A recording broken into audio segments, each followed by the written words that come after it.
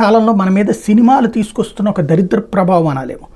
ఒకప్పుడు సినిమాల్లో నాకు బాగా గుర్తు, ఆ వెంకటేష్కి సంబంధించినటువంటి సినిమా ఉంది. దాంట్లో అపర్ణ సెకండ్ హీరోయిన్.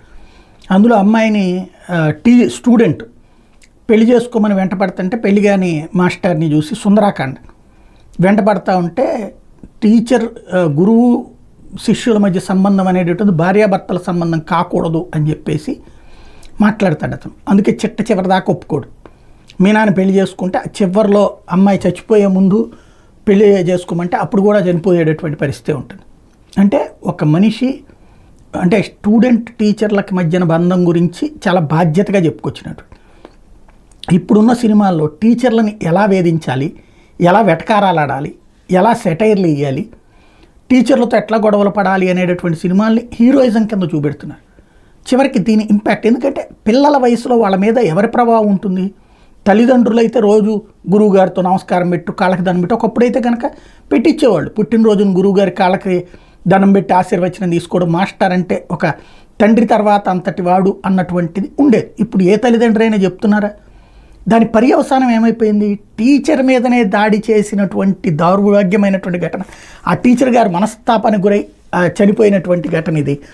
అన్నమయ్య జిల్లా రాయచోట్లోని కొత్తపల్లి ఉర్దూ జెడ్పీ ఉన్నత పాఠశాలలో సత్ప్రవర్తన లేని విద్యార్థులు మందలించి వాళ్ళు దాడి చేయడంతో ఉపాధ్యాయుడు మృతి చెందిన ఘటన.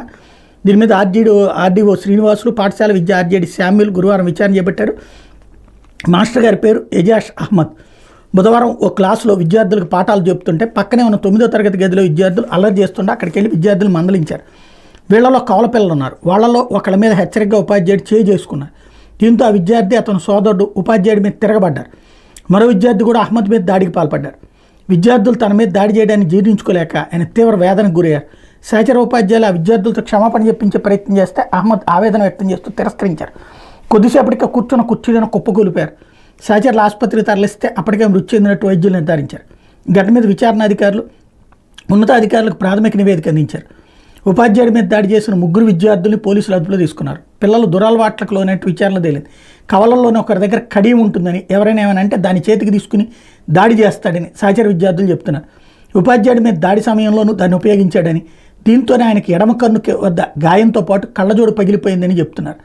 నిందితులు గంజాయి అలవాటు ఉందని అనుమానాల మీద పోలీసులు ఆరాధిస్తున్నారు. పోస్టుమార్టం అనంతరం ఉపాధ్యాయుడి మృతదేహాన్ని కుటుంబ సభ్యులకు అప్పగిస్తే అంత్యక్రియలు పూర్తి చేశారు. తన భర్త మరణానికి కారకుల మీద చర్యలు తీసుకోవాలంటూ మృతదేహాన్ని తరలిస్తున్న అంబులెన్స్ ఎదుట మృతుడి భార్య రెహమాన్ కుటుంబ సభ్యులు నిరసనకు దిగారు. ఘటన మీద అన్నమయ్య వైఎస్ఆర్ జిల్లాలో ఉపాధ్యాయ సంఘాలు పెద్ద ఎత్తున నిరసన చేపట్టి ఇప్పుడు పిల్లల్ని అరెస్ట్ చేస్తారు.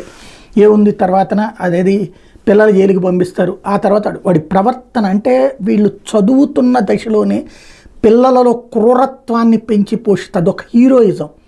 సినిమాల్లో చూపెట్టేట చేతులు కడియాలతో కొట్టడం అన్నటువంటి వీళ్ళ మెదళ్ల మీద ప్రభావితం చూపెడుతున్నది సినిమాలు అనాలా, లేకపోతే చెడు ఆకర్షించే దశలో కంట్రోల్ చేయలేని తల్లిదండ్రులు అనాలా?